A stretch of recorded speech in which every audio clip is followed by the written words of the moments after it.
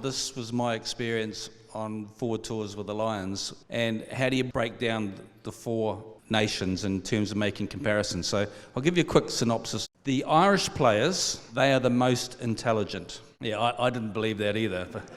And the reason they're the most intelligent and they question and they challenge and stuff is that 80% of the Irish players have traditionally come from 8 schools. 80% of the players, so private schooling, well educated, can handle long meetings and stuff. The Welsh players, in my experience, were the most athletic and the most skillful, definitely not the brightest.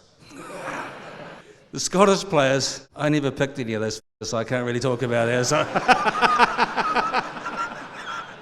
And the best ones aren't even Scottish.